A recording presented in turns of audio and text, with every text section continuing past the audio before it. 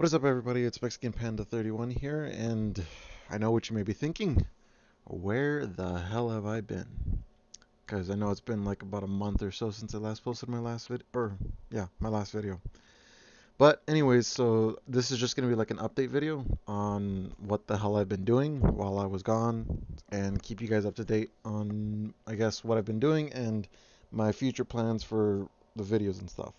So obviously the first thing is I've been really busy with school. I'm not going to mention which school I go to, but I am studying in business management, and the classes right now are just extremely overloading me with homeworks, like giving me literally, like not even joking, like 30 plus homeworks within a week. And they assigned it beginning of the week, and you have to finish it towards like the end of the week.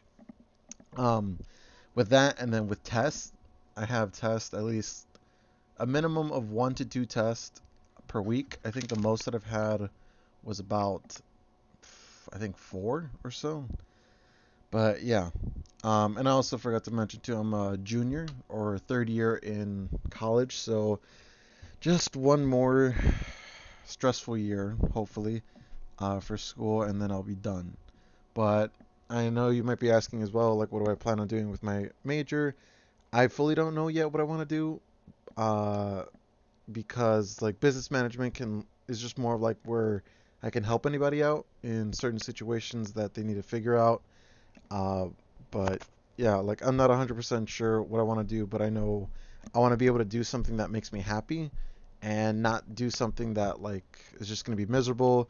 And like, yeah, I can get a lot of money and stuff or whatever, but for me, I rather prefer making more of an impact than actually, you know, getting rich and all this other stuff. But yeah, also going into money, but I'm also working right now as well. Um, I'm also an assistant manager at a nonprofit organization. It's called Ruckus Teen Entrepreneurs. Basically, what we do is, or the whole program overall, we make all natural body care products from soaps, shea balms, lip balms, deodorants, and then like in the future, we're going to be making more products like candles, face masks, bath salts, bath bombs, I think was one of the ideas that was thrown around in there, but we don't know for sure yet because it's still in the talks, obviously. But yeah, so we're a nonprofit organization. So it's actually a teen-led organization. So everything that everything that is done through teens all across Chicago.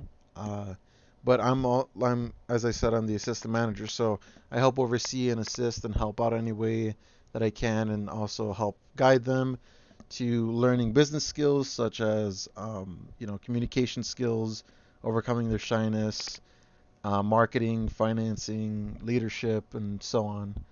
But yeah, and we also do help them with their resume building. So in case if you do ever need help with the resume building, you can ask me, and I can try helping as much as I can. But yeah, so it it's also as I mentioned, it's a nonprofit. So whatever money, if you don't know what that means, whatever money we make goes back into the organization. So what that means, it provides teenagers paid internships. It also helps expand the business towards the products and stuff like that. Also forgot to mention too that for the organization that uh, we have a thing called BOGO, which is buy one give one. So whenever a customer buys any product, we equally match that, and we donate it to an organization called the Night Ministry. And what the Night Ministry does is that they help people, they provide shelter, food, clothing, and everything like that to homeless people. And then with our help, they provide body care products. So I'll leave a link in the description below in case if you do want to know more about the organization that I work with, because I've actually worked with them since elementary school, which is I think about 8 years ago now. God, how time flies. But yeah, that organization is like obviously like my second home because it's helped me a lot throughout my life, or I should say a majority of my life. It helped me overcome my shyness into public speaking, into communication, and everything else that I just mentioned that we taught the teens. And now that I'm older and now that I'm a staff member, now I have to teach them all the stuff that I learned before. And in a way, it's a little bit harder because obviously teens don't love listening to older people, but I feel like that they have a better connection towards it with me because I'm still pretty young. Uh, I barely just turned 21 on New Year's Day. In case if I didn't mention before what was my birthday, but yeah, I'm still pretty closer towards their age, so they still find me pretty relatable and not too old just yet. But sometimes I feel like I'm pretty old myself. Oh, yeah.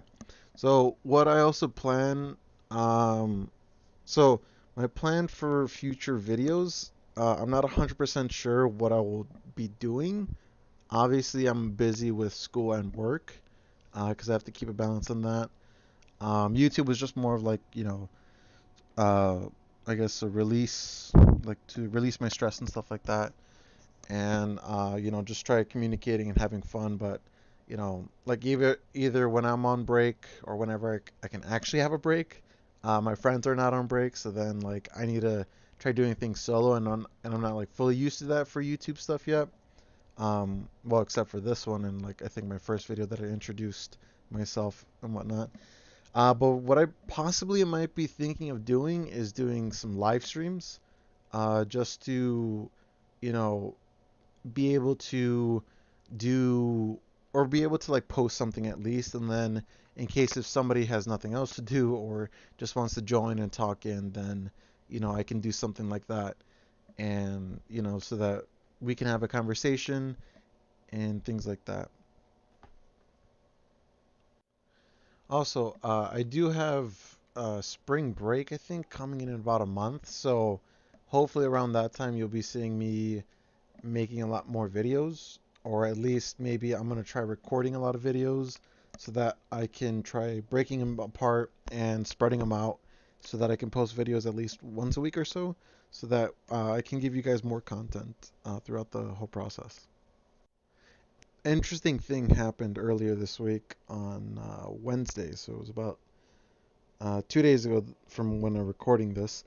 But so the interesting thing was that in our class it's called CLJ, Criminal Law and Justice, and the main topic on it is gangs and media.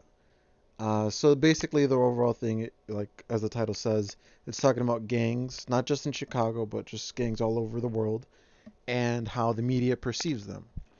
And I was always into a little bit of the gang stuff. Well, not like a part of it, but just like interested on what makes people tick, what makes them join, you know like what are the statistics and all this other stuff. Like I don't know, I blame it a little bit on my mom for watching a lot of the cop shows and detective and crime investigation, and that also got me like into like the main reason why it got me into it.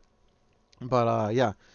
Anyways, so the interesting thing that happened was that we had a guest speaker, and that guest speaker, I'm not going to mention his name, came to our school, and the thing is that he was I guess you can say he's an inactive gang member. He's much older. I think he's in about his 40s from what it seemed like. But then again, the streets and stuff, can make you look older than you are. But anyway, so he where the professor, he knows the guy very, very well.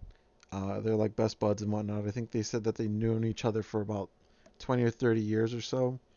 And he came to visit to our class, and obviously everybody was just like a little like, oh my God, I can't believe there's an actual gang member in our classroom right now. Um, but yeah, he was very, very interesting. He had a way with words. He was like very powerful in speaking because, and I can tell as well, especially because he had everybody's attention in the classroom.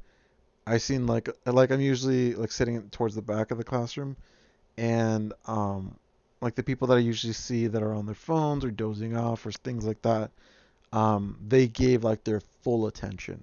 Now I don't know if it was because if they were afraid or not, or if it was because he was interesting, but I'm pretty sure it was because he was very interesting person.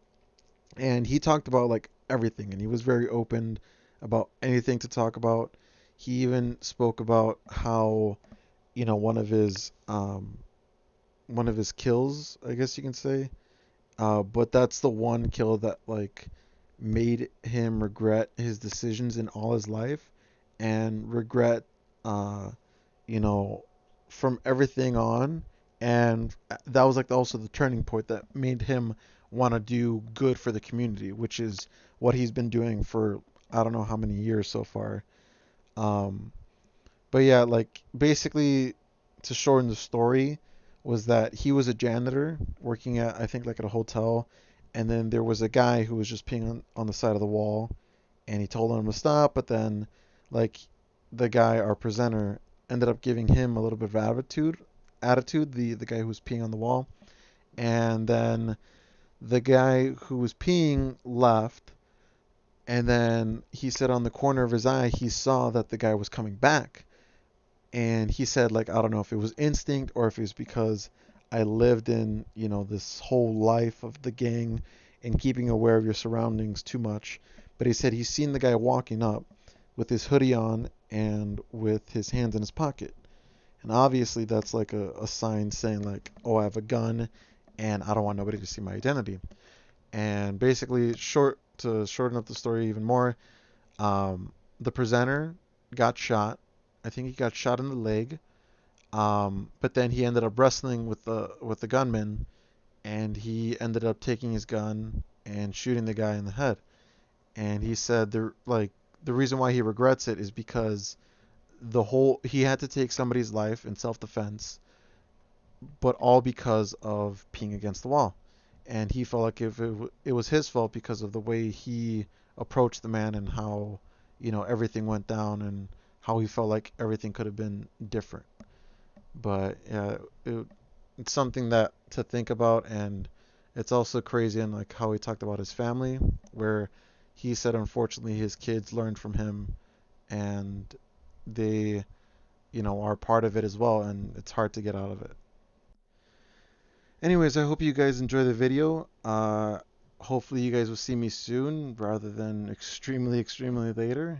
Don't forget to leave a like, subscribe if you're new, and I'll catch you guys in the next one. Bye.